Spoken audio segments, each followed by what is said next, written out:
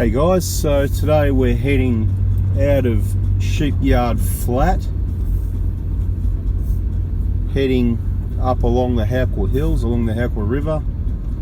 Track follows along, or the road, the dirt road, the track, whatever you like, along the river for quite a while before it heads. So it's probably heading in a east, northeast, something sort of direction. So you're with me, we've got the river over on the left. There's a number of other campsites along the river up here, so you don't have to stop in Sheepyard. You can come up here. We're just driving past Davin's flat. A couple of people in there, plenty of room, and there's more camp areas along here. It continues on like this. Quite a nice but also very popular spot, and the problem is, look, you know, I wouldn't bring a two-wheel drive car in here, but people do, and because you can, all the vehicles I'm looking at generally four-wheel drive. There's a Territory over there, you know, Territory's probably alright. But yeah, a lot of two-wheel drive cars, normal sedan cars. That dirt road coming in can be quite corrugated and rough. I wouldn't do it, you know. You know, you do it in emergency, but yeah, certainly not the way to look after the vehicle. Anyway, this is following along the track. If there's any, you're just coming past another one of the flats, another camp area, may just keep the camera rolling for a little bit in case you can see that. And copper sign, you get the name of that one. There's a number of different ones here. There's a couple of huts along here as well. I think they're all built by Fry. So Fry's hut is the other way out of Sheepyard, about 5 minutes up the track from memory. And Fry, he built huts for his mates along the river here, a bit like a holiday house. So we're just going past, that's Pickering's flat we're driving past now. A few people in there as well. Anyway, we'll get a bit further up the track, and if any action or scenery occurs, we'll make sure to include it in the video if we're not too excited. Okay. So this is, you can get this all to yourself during the week, on a weekend. There's going to be a number of people camping in here. One of those huts I was talking about, NOONANS hut. Okay, and a pretty nice spot along the river here as well. Some nice deep holes. Not a massive camping area. We're just going to do the drive through and around and back out. Take a loop around here, see if we can get a view of the river a little bit.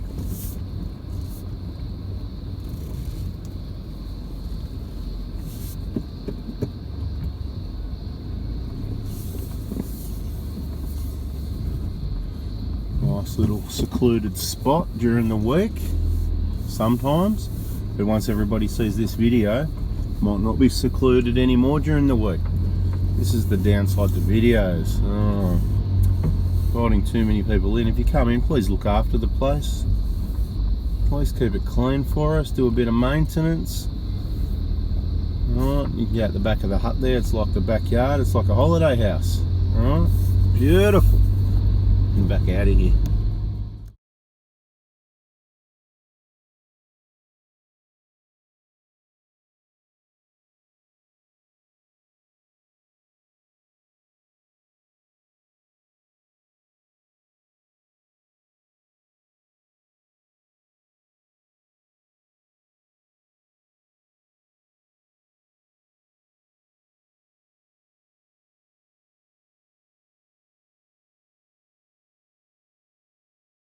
Seven-mile flat.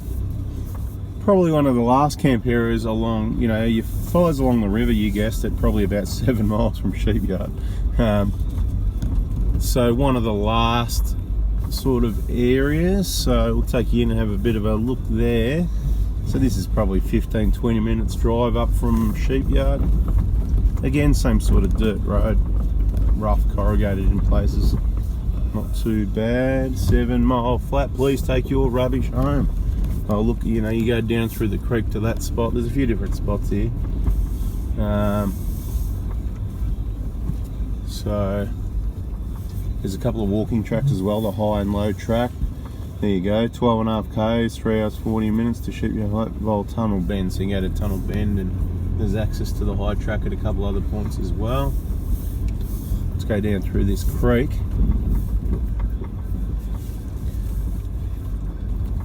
I'll call it a creek because that's about what it is.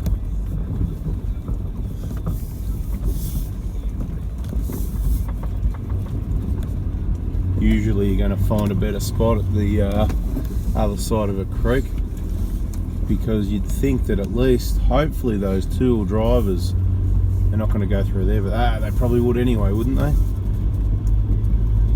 Anyway, shouldn't be too far up here. So along the river here, still, river's on the left. To about, I don't know, it's about 20 metres to our left. From memory, this is quite a long camp area, so there'll be a number of spots, starting off with that one right there. And there's little pathways, you know, 10 metres from the left side of the road to the river now, kind of thing. So just little pathways through the grass to access the river. Another little camp area on the right there, so lots of little camp areas along on the right, kind of thing, you know. There's a pit toilet over here on the right. Nobody camped anywhere here, so awesome during the week, it really is. Oh yeah, we've got someone set up here. So another little camp on the left here. We won't bother going too much through there. It keeps going, plenty of room. And then you got spots like this where you can access the river. I'm not going to drive down into the river, I'm just going to give you a bit of a view. I don't know if you can see the river. Oh, nice deep hole down there. You can't see it, sorry guys. Beautiful anyway. So it's a little bit elevated, right? So maybe not as good as some other spots that you're right next to the river at river level. Anyway, we'll cruise back out of here. Just wanted to show you 7 Mile Flat. Kind of like the last spot along the flat area. We're going to follow along the way we're headed east, and up towards, you know, what's our next main stop going to be today? Probably, next stop, geez, I don't know, wait and see.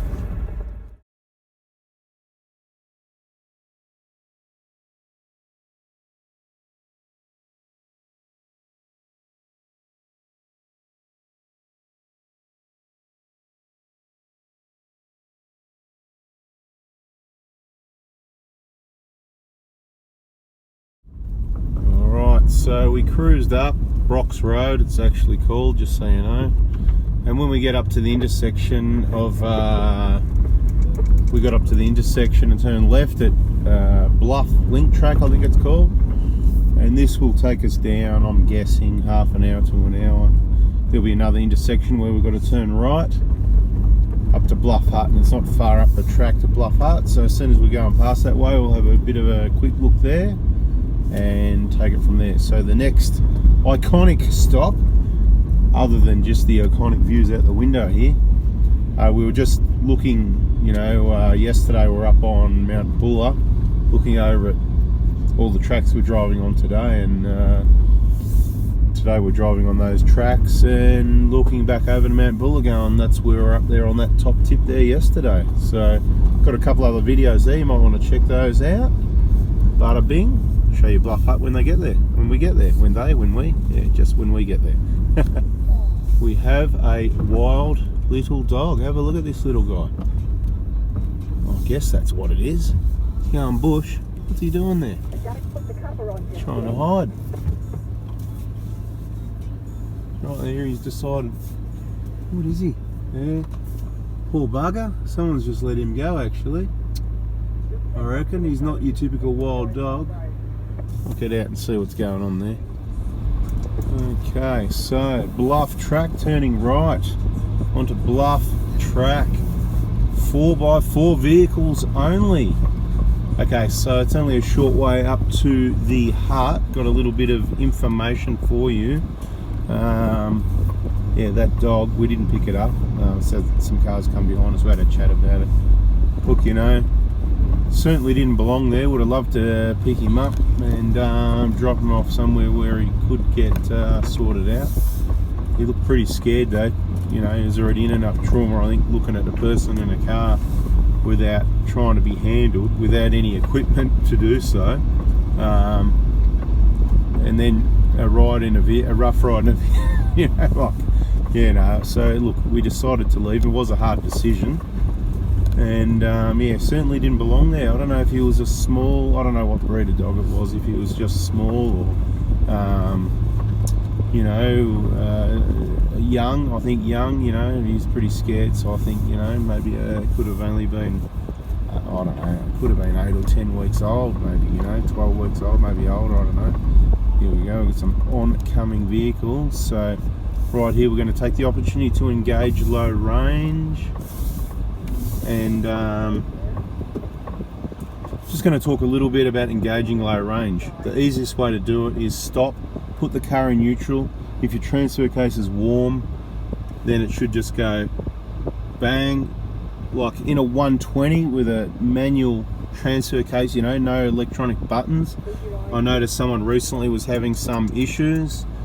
Across to the right, and then a clean, you can go into neutral, but I go clean through neutral into low, and it's into low now. Now we're into drive. With that, your center diff lock comes on, so you lock the front of the vehicle to the rear. I'll also use the second start button because we don't really need a gear as low range first. It is a little bit steep here, but it's not too bad.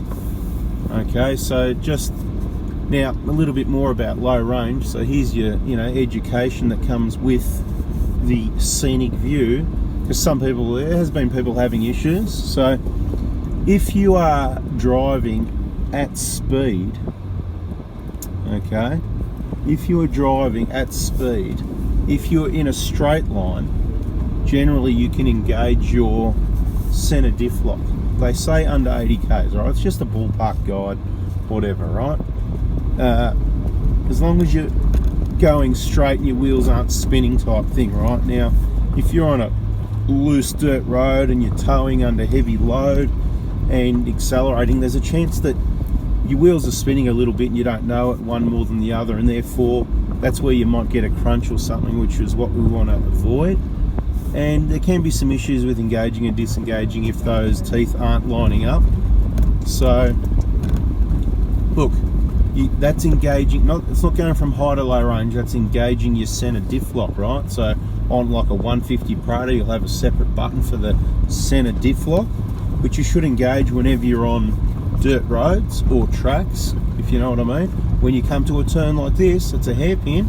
That's a good thing about a 150, you can just press the button before you get there and unlock it, so when you turn like this, your drive line's not binding up, right? So disengage and re-engage your center diff lock when you're traveling in a straight line at all times if possible, because it's just going to make it a quick, easy thing. In the 150, you press the button, it flashes while it's attempting to engage. It's saying, I've got your order, but I haven't done it yet. When the light goes on, it's engaged, you're in business. When you disengage, it may flash again, or it may stay on, depending on what car or whatever, but then eventually it'll go off. You may need to just go back or forward, turn a little bit left and right, because while there's pressure on those gears, it won't allow it to slide off and disengage, okay? So the positive about the 120, the center diff lock goes on with the low range automatically. You can also just slip it into diff lock in high range while you're on the move, just like the button in the 150. The mechanical side, I suppose you could say, is more reliable. You've got no electronics or actuator there to rely on, but you know, you've got the disadvantage of, if you've got some tight hairpin turns, you want to turn your center diff lock off but stay in low range, well, you can do that in a 150 Prado where you can't do it in the 120. So pros and cons of both. Look, I like the 120. I can deal with being stuck in the, you know, low range with a diff lock on. That's not an issue. It's good that it all happens in one move, and it's good that it happens mechanically. So you can engage and disengage your low range and center diff lock on a sealed road. Just don't turn. So if you're parked on the side of the road, you can put it on and you can turn it off again but don't turn, because that's where it's going to bind. It's going to put pressure on things. It may be hard to disengage. Then you'll be driving around stuck with your, and then it'll beep, beep, beep, beep, beep. That's where you start in the 150s getting all your bipping, right? So, look, personally, I like the 120, the old system. But of course, technology, things change. People like buttons. Nothing wrong with a button. It's all right too. Just more stuff there that can get hit and get broken, and you know, you're relying on electronics. Good when they're new, good when they're a few years old, maybe even good when they're 10 years old. But the older cars, when they're, you know, 20, 30 years old, where mechanical things still work, there could be an issue with the electronics more. You've still got the mechanicals that do the job, but you've also got those buttons. Anyway, this is Bluff Track that goes obviously up to Bluff Hut. We'll be up there shortly and we'll show you the hut. Thanks for watching and listening. Hope you're enjoying it. Alright, so we're just arriving at Bluff Hut Ski. A little bit of a rough, rocky track here. Maybe I'm getting a bit excited and going a bit too fast over those rocks. Okay, so Bluff Hut, it's probably about 5 or so minutes up the track from the turn. Bluff Hut, please take your rubbish home. Bada bing, the Bluff walking track on the right. Obviously someone's camping here, probably the bloke that just went down the hill in his ute that we ran into. Got plenty of firewood in the tent. All the cooking gear's still out. Beautiful. Bit of firewood, nice spot here, you know. You can't bring a big grill, well, people do, but there's a toilet up there, straight ahead behind those bushes there. There is a toilet, there's a little track that goes up there. And he's got his little cooker and his gas bottle. Done the dishes, all the dishers are out waiting for later. Have a look at that view, guys, eh? Check that out. Bloody beautiful, eh?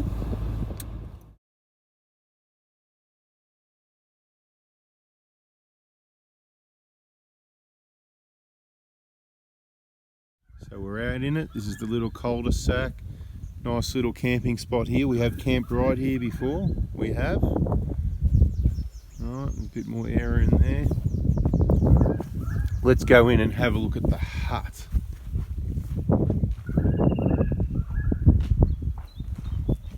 Again, having a look for you guys.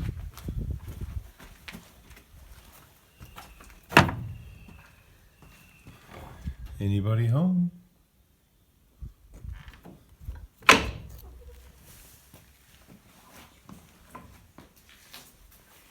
Somebody needs to bring a broom.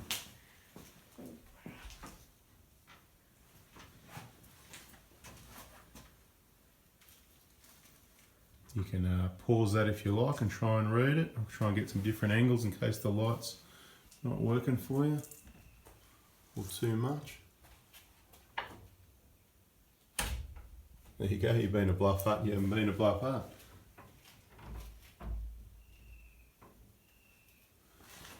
Right, bada bing, plenty of seating area in here. It's a pretty cool hut, Bluff Hut. Been a while or what? Maybe they signed the box book since August. Wow, is that right? I know it's the postcode for it. I thought it said 31st of the 8th. Check over this side. I was going to say, what's going on there? 17th of the 11th, there you go, guys. 3108, eh? Doncaster. Probably Victorians there by the looks of it. Yeah, all postcode 3s. Yeah, we've got to keep the South Australians out. I heard they got some cases, mate. Lock them out. A few cases, let them know how it feels over a few cases now. You're locking us in, are you? Oh, we're locked in now. Oh, how do we get out? Easy. Okay, let's get out of here and down to the next spot. There's some walks, guys. Bluff Summit, 4.2 k's, 2 hours. Bluff Car Park, 5.6 k's, 3 hours. Anyway, we're out of here. Stuck, is it? Alright, so we obviously came down off Bluff Hut. Turned right back onto the Bluff Link track, followed that along for a little while. Don't believe it's too far down the track to where we come to another intersection where we'd normally take it to the left. Sort of splits off, the best way to describe it. Slightly to the left and slightly to the right. The one to the right is continuing along the Bluff Link track, I believe, unless they changed the name or I got it wrong, or there's more than one name for the track or road, because quite often there is, but I know what I mean, just trying to help. Normally we go to the left. 16-mile Jeep track takes you down, can be a bit slippery and whatever when it's wet, so advisable to be careful. I wouldn't probably, if it was really wet, don't go up and down that one. 16-mile Jeep track takes you into Pikes Flat, which is quite a nice camp area. Would have been nice to do that, but we've been up and down there heaps of times and we hadn't been this way, so we went to the right. Haven't been this way for a while, or either ever or for a long time, or I can't remember last time, when something along those lines. So we went to the right instead of taking a 16-mile Jeep track. So this could be a little bit shorter. This is probably the best part of the track so far. It's just like a dirt road, a bit rough in places, gets a little bit track-like in places. There's been a lot of trees down, so remember, always carry your chainsaw. Don't rely on someone else. If you're on a trip, make sure, if you can, you've all got chainsaws, or a number of people, because you can come across, there's been a lot of trees that were cut. Luckily for us, we didn't have to look at them. They've all been done.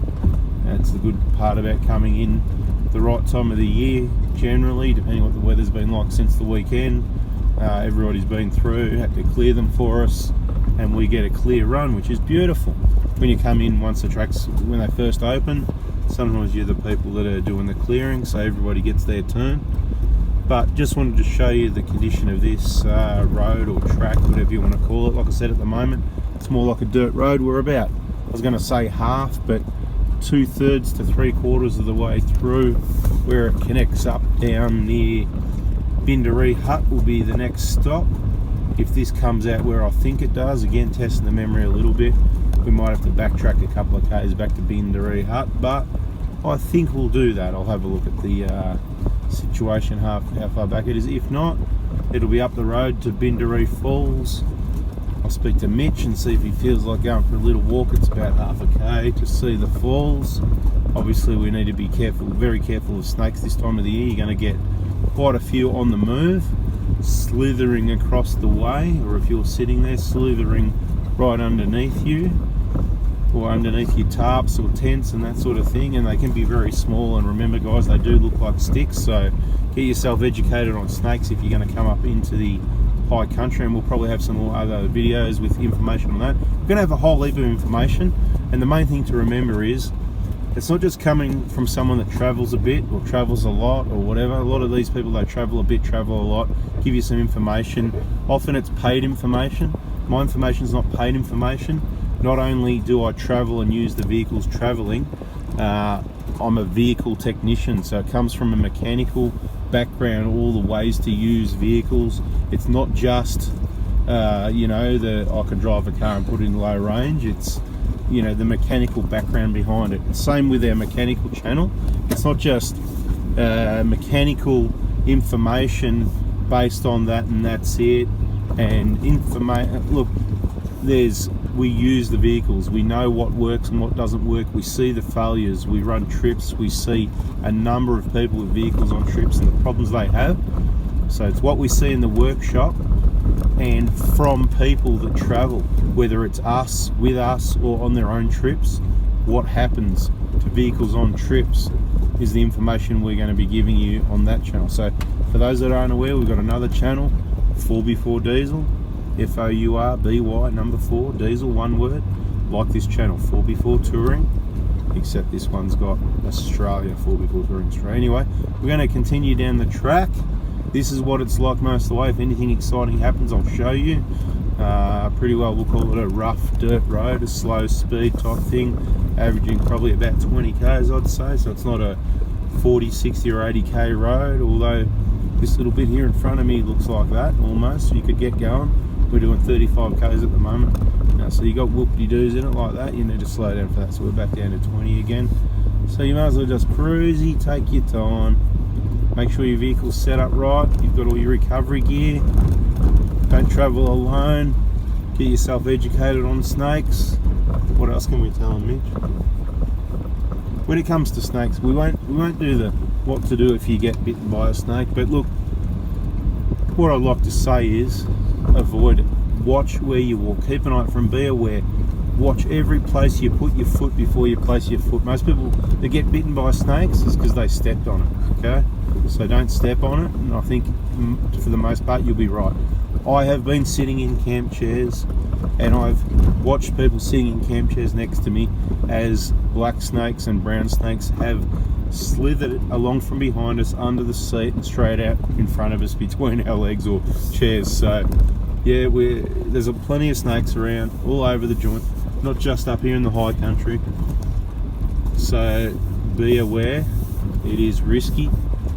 Have a plan B, C and D, know what to do if worst case scenario does happen. Don't panic, just follow those steps. Anyway, we'll continue down the track.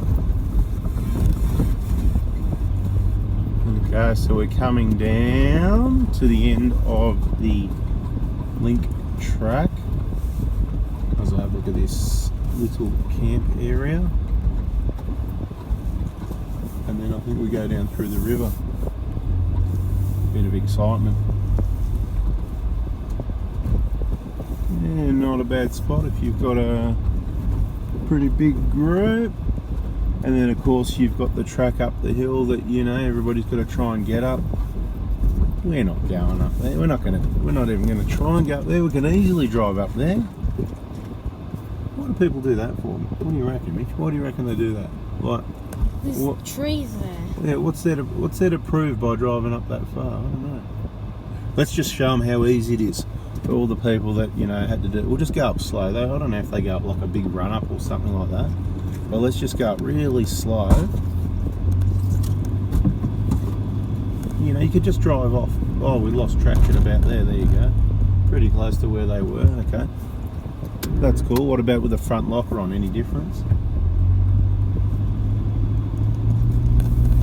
It's just going to keep going up, right? It's just going to go up into the bushes.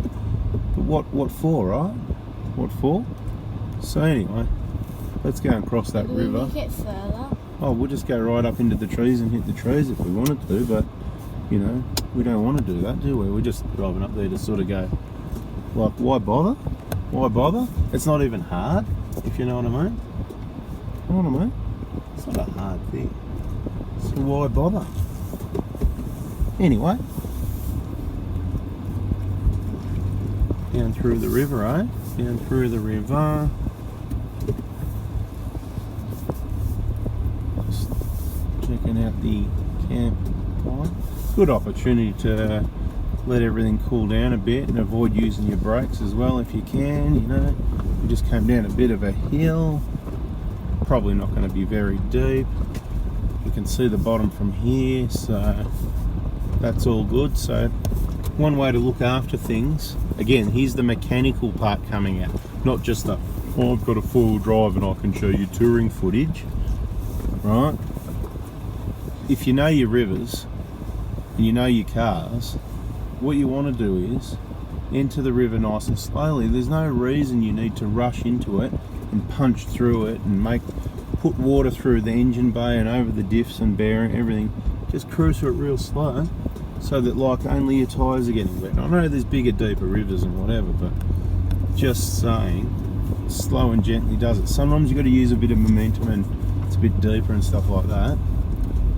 So, if I remember correctly, that was Bluff Link Road. And if we turn right, that'll take us up to Bindery Falls. So we're going to go left just along here a little bit. It won't be far.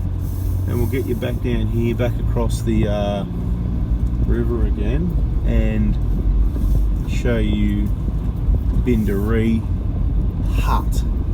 Bindaree Hut. It's a very low hut for dwarfs. It's a dwarf hut, you know, all the short people.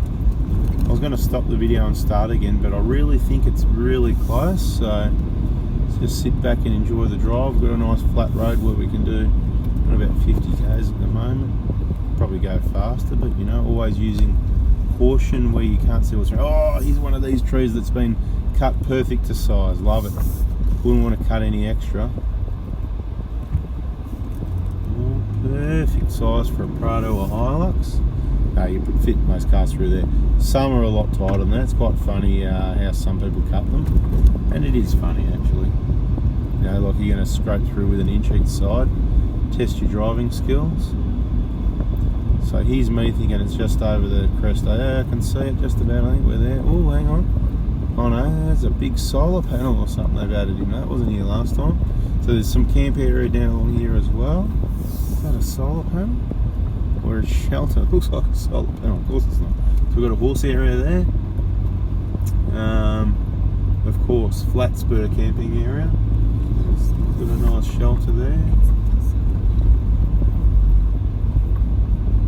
Shouldn't be too much further down here to this crossing this river actually. No, I'm just having a quick look at the map from where we came off that track and crossed the river. We're 80% of the way there, so we'll keep rolling. I reckon around a couple more bends. You know, it all looks the same after a while. You don't know which bends are, you know, one more bend, but I'm going to say maybe another bend or two. Real close. I can smell it. I can smell it. Can you smell it, Mitch? Can you smell the dwarf hut? And we've got another really deep river crossing. How are we going to handle this? It has got a deep hole in it over there on the right. Nice little spot to go swimming in. So this side of the river, here in the Alpine National Park, I think on the other side we just came from, which we'll be going back to, is Mansfield State Forest, State Park, or geez, I don't know, too many. They keep, you know, change it. Now, this is the way we'd normally go, and this is the way you go if you're taking the, as it says on the sign there, 15-mile Jeep track. Okay, that'd go that way to Pikes Flat. Here you got Bindery Flat again. Another nice spot, completely empty. Got it to yourself during the week. Bloody awesome. Who'd go to work? And there's too many camp spots for me to choose from. Right? Good spot, you know. We won't bother taking you to this little hut because it's too short for me. Mitch, you want to go and have a look at it? Do you want to have a look? Yeah, okay. So we'll stop and have a look at it anyway.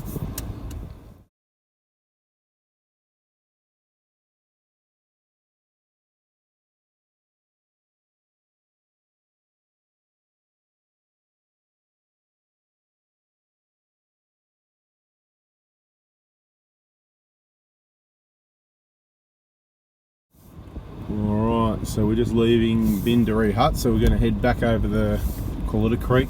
It's the Howqua River. We've been, this part of the video, or I don't know what I'm going to do with this video, might be called following the Howqua River upstream or something. Because pretty well it's the same river we were swimming in yesterday that we camped on. If you cross this one, go nice and slow because it has got a couple of rougher bits in it because you're going over a rock there. Anyway, next stop can be Bindery Falls. It's not far up the road. Mitch, have you been to Bindery Falls? Yep. Really? Once or twice? Or? Twice. Really?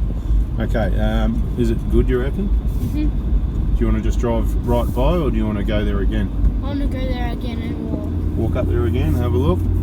Alright, up to Bindery Falls we go.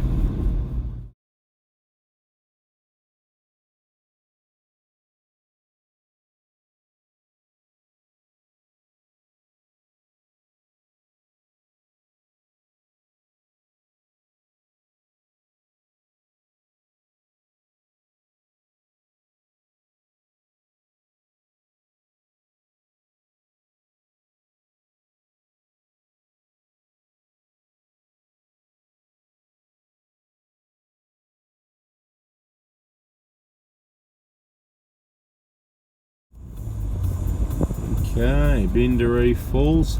What's that, Mitch? About 15 minutes? Coming up the hill. You go around the bend up to the left at the start as you're coming up. Or if you come down here, the track's just there on our right. Got a little parking area here on the left. So that's what we'll do. We'll park over here on our left. And you'll be able to see the walking track as we pull up next to the table, straight across the road there. Let's go for a walk and check out Bindery Falls. This is walking up the track, what it looks like. You're walking up alongside the creek, just to give you an idea. It is a formed track, and it's about 400 metres. I don't know if that's one way or return. 400 metres return, 20 minutes return, the sign says. So we're going to jump up these steps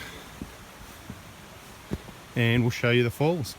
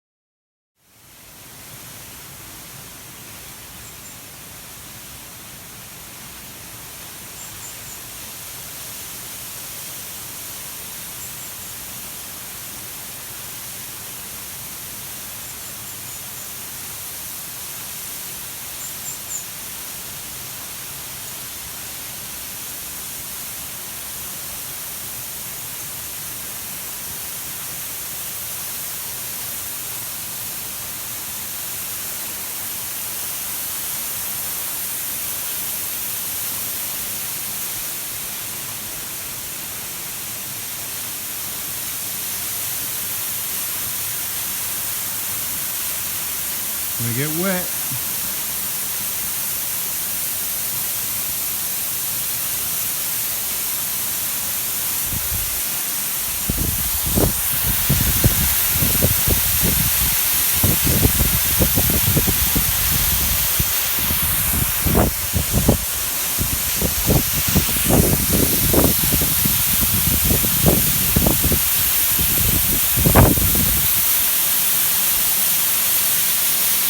Bindery Falls.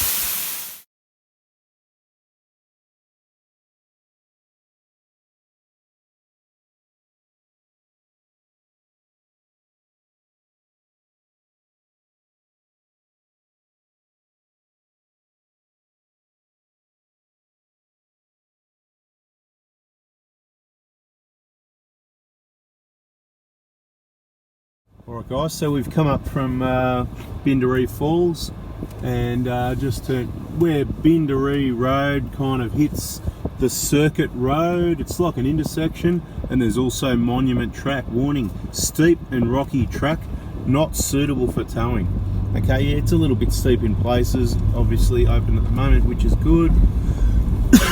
We'll just get up here a little bit before we need to engage low range, and we'll just talk about engaging low range a little bit again.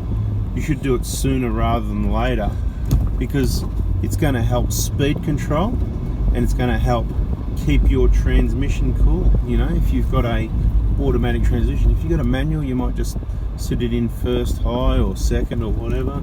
But this isn't bad at the moment. It's not steep. It's going to start to get steeper. And when it gets a little bit steeper, we're going to just buff it into low range now. So we're going to stop into neutral as soon as we come to a stop, forwards, across, and straight cleanly into, and then we do that second start, so it hits straight into second, and we're going to just leave it in fourth because it's going to go with a 5-speed. This is the most popular 1kd 5-speed auto. You put it in 4 and it's only going to use, because it's only going to use 1, 2, 3, 4 anyway.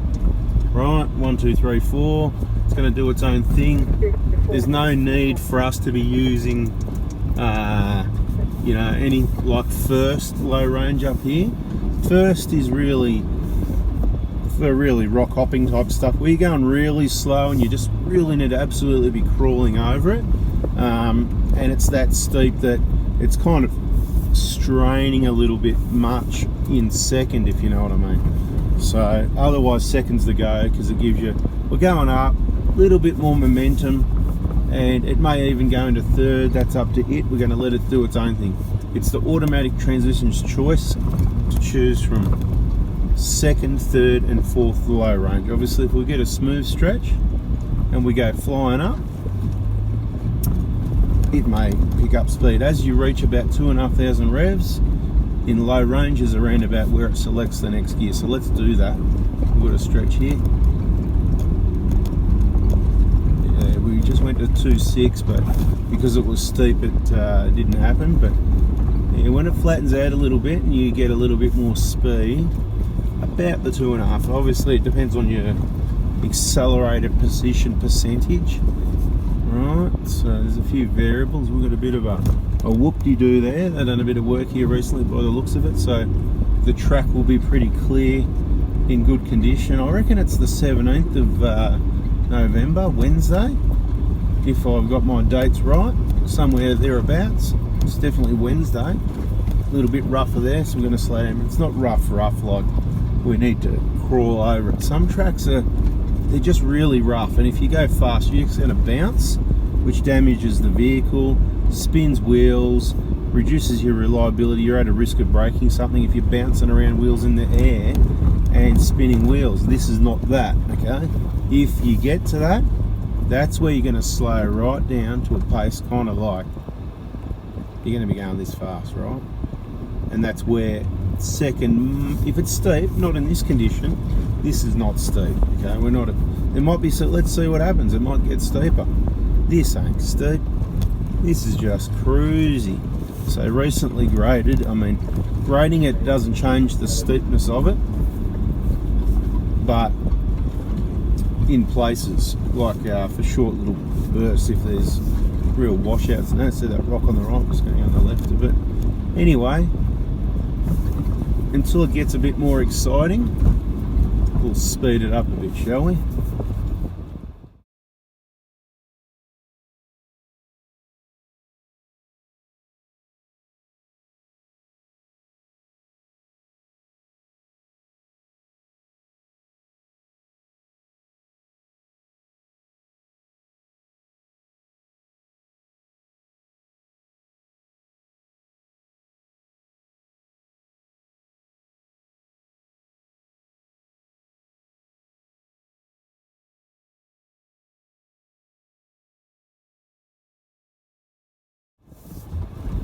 Okay, so we're getting towards the end of Monument. It was non-eventful.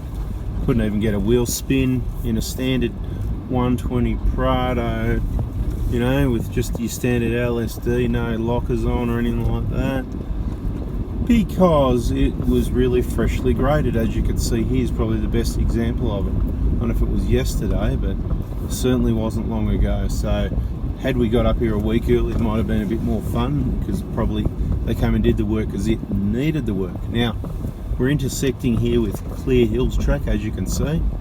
Right, it's closed to the left. That comes from the direction of Cornhill track, near the intersection there. Basically, that's closed, it's walkers only, and maximum 6 tonne at any time. And here your only choice is to turn right to Craig's Hut now, which is cool, and there's a bit of mud down in here. This is usually a bit of a wet, sloppy thing. Mitch has got a smile on his face. He loves a bit of mud. But you know I'm going to dodge it best as possible, don't you, mate? So I'm going to go to the left here and stay out of it there. Right there, this is a bit sloshy here. We're not going to be able to dodge it, but we're going to just go nice and slow so we don't flick it up gently. And if everybody did that and took a different line every time, it'd just flatten out the whole track. By going in the same ruts as everybody else all the time, you're just digging out the track more and more and more, right? So this is what I don't do. You can see the ruts are slightly to my right, and there's been a lot of activity down here. Not driving in the ruts, I always try and drive up on the high ground. You know, you can drive however you like, guys. Just giving you tips to look after the tracks and your vehicle. Of course, you got to watch out for sticks poking out, depending what vehicle you've got and how much you care. Pinstripes, bush pinstripes. This trip we've done has been, it's mainly more of a touring dirt roads type trip, more scenery and camping. And you know, there's not that many tracks around in the area that are that really hard or challenging anyway, which is what some people want. So if it just slows it down, makes it slow and rough, then there's kind of not a lot of point to it, as long as you're out there. If you're going to the next destination, you might as well take the nicest next best way. So this track This is where I'm going to go back to first load. It's a bit steeper, it's not really steep. Again, being worked on, being graded. Sometimes right here it is really rough. There's a lot of rocks in it. If you see the rocks to the sides there, just on the right, this is normally a mix of all that sort of rock there, and it's quite rough coming down. You can see they've pushed a lot off to the side and whatever. And it's nice and smooth like a highway, which is kind of good. Yeah, I don't mind that, you know. Then we can get there. If a track's rough, it's got to be rough enough that it's kind of challenging, that we can have some fun and go, oh wow, how are we going to do this? Where it's just not like that anymore. I suppose it comes with a bit of experience and practice. You get better at it. Plus then you get a lot of tracks getting more looked after, because a lot more people getting out there, a lot more novices, and they can and do get themselves into a bit of trouble, and then the authorities come and clean up the track so that that doesn't happen again. It either gets cleaned or closed. So make sure, once again, as I keep saying, don't go alone. Make sure you're equipped, you've got some experience and equipment to get yourself out of the trouble. Like this, if it was wet, it's going to be totally different now, see, because it's all that black soil. Awesome, nice soil, you know. You have a veggie garden in it, but and then here you've got the orange clay, you know, it all when it's wet. So you don't do it when it's wet. That's your good rule of thumb. If it's wet or raining, don't do it. Now if you're in the middle of summer and it's really dry and dusty and there's a small amount of rain, a few mil, it's not going to make any difference. It's actually going to make it better, because the tracks can get dry and powdery where you've got less traction. Like now, it's quite well packed. This is grippy as anything, right? You could go up just about anything. You could climb a track to the sky.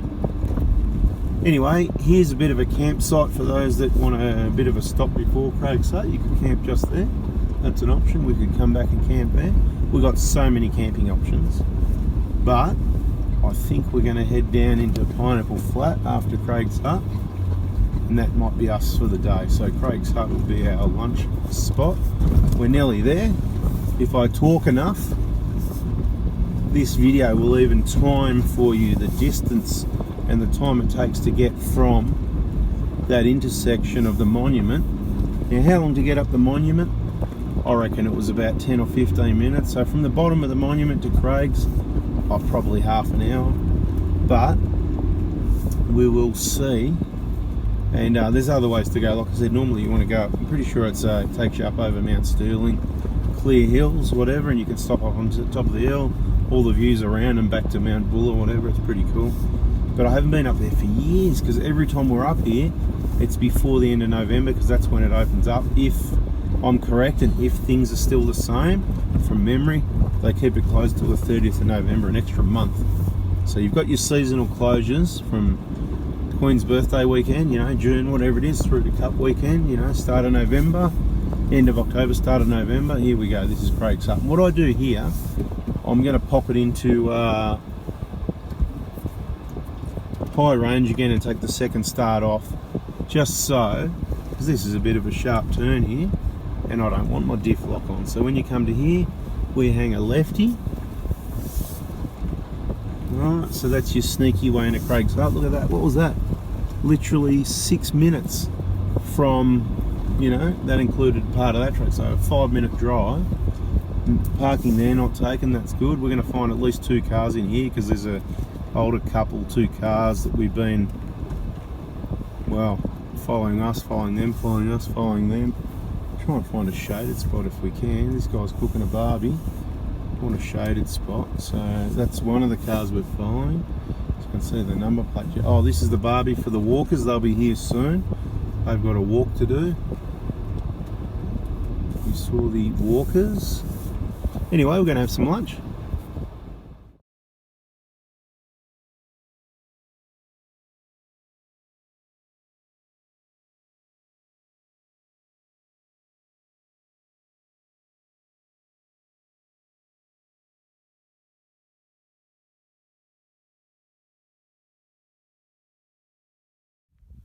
Alright, let's check out Craig's Hut.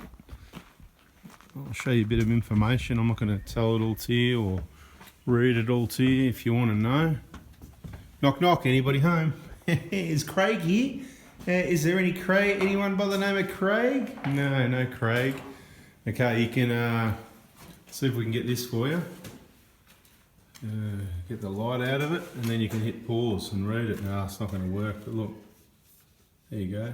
Craig, tells you about Craig. Right. Got a few more of those for you to have a read. You can have a read. So look where you are, in case you're lost. Why huts. Right, you can hit pause and have a read.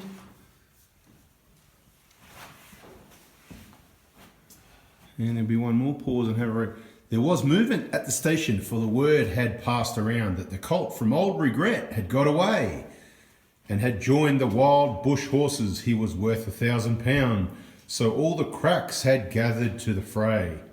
All the tried and noted riders from the stations near and far had mustered, Nelly had it, at the homestead overnight.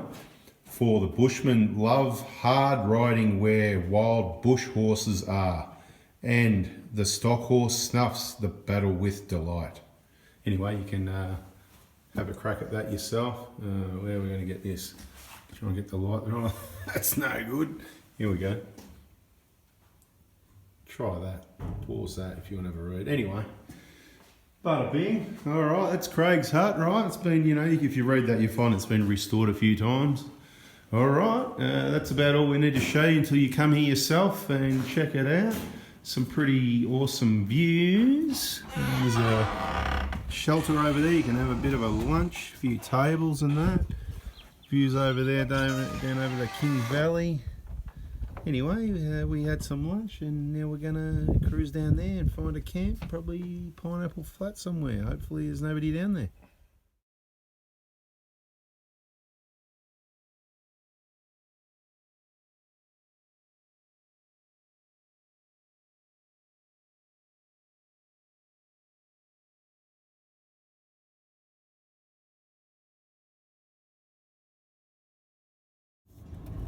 Right, so this is the standard way in and out. I call it the standard way in and out of Craig's hut. And I wouldn't say it's any easier or harder than the back way, the shortcut, if you like, you know, up the monument. So don't come up to Craig's hut without a four-wheel drive, because this is, I'm in low range first at the moment. Right. Maybe you could do it, but maybe you can wreck your car, maybe you're not going to do it, maybe you're going to hold someone up. So don't bring standard cars up the road to Craig's hut, just bring your four-wheel drive. Obviously you can follow the circuit road, and there's a lot of walking. If you're into walking, there's plenty of walking tracks to walk to Craig's hut, so you can do that. But just giving you the warning, if you think you can come up to Craig's hut without a four-wheel drive, you're crazy. Anyway, we're heading back out, and we'll let you know if there's any other highlights along the way that you need to know about or have a look at. Right guys, so we came down from Craig's hut on Clear Hills track. We turned right and followed along the circuit road. And we took a left at Speculation Road and follow that down over the bridge. And I think this is Speculation or something as well, Speculation Track. Or anyway, this is King Hut. You can figure it out if you're coming down here. Here we are. I'm not sure we're going to camp here yet, but we just thought we'd show you another hut because we can. This is King Hut. Let's go and have a look.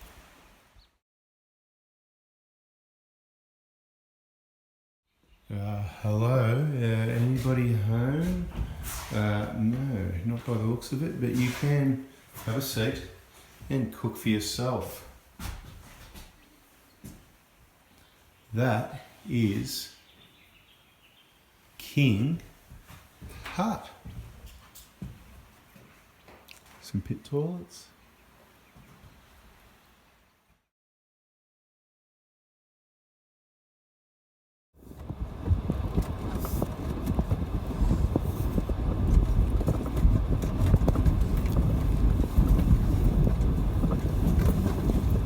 Bit of a rough one.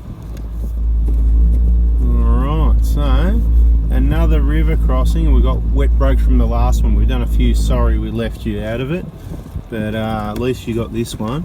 This one sometimes is a bit deep in the middle, I don't know it that well, and a big rock in the middle right where your diff's going to be kind of thing, so we like to try and offset a couple of big rocks in here, you know. It's a river crossing, funnily enough, that's what you get, a couple of big rocks. So we're just going to take it slow because it is a firm bottom and the water's not that deep, and hopefully look at that, we might get through without any snap, crackle and pop. Beautiful. Alright, another really deep, dangerous river crossing. Whoa, I reckon we could get stuck in this one. A bit sandy and silty. Oh, not too many big rocks. Hard to see with the way the sun is and the shade, but I was just joking about the deep, dangerous river crossing. Everyone don't panic. This is a bit of a rough, rocky track from memory, even along here in the lead up to this. It's kind of like part of the river when the river's up, you know, you've got two rivers running. You'd be driving up the river here, you know. You can see the sticks on the left built up against the trees. You know, that's from when the water's up. This is that, you know, nothing wins here except going slow. And this is the sort of driving that puts a lot of wear on your control arm bushes, etc. So you just got to try and keep it slow. You just sort of, the rocks are that kind of big and annoying. It's just like your typical driving up a riverbed. If someone's driven up and down a lot, it mashes out a track a little bit, and if you've got the small rocks mixed in, but we don't here, it's just big ones, you know. So a bit of bouncing over a few rocks. Another river crossing, fancy that, eh? Back into Mansfield State Forest once we cross the river.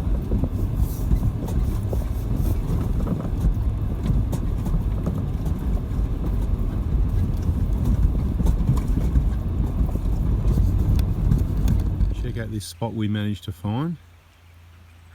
Right, parked up just there in the shade for now.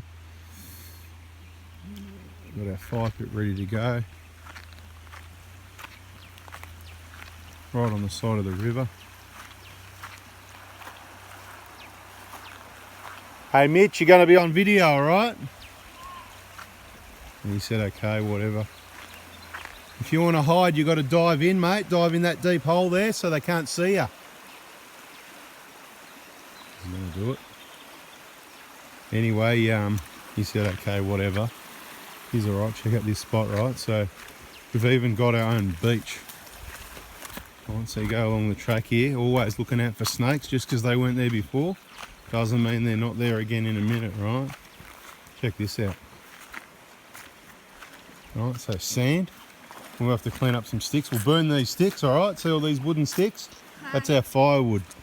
You don't even need to cause environmental damage and fire up a chainsaw and make noise. Oh, look at that. Look at that water hole, guys. Beautiful. Right, so we've got a nice flow coming down and we've got a nice deep water hole here. Bit cool when you first get in. Right, so why don't you go back out the same way you came in? So this is our beach, and we'll bring this firewood up slowly. Each time we walk up for another beverage, we'll bring some firewood up.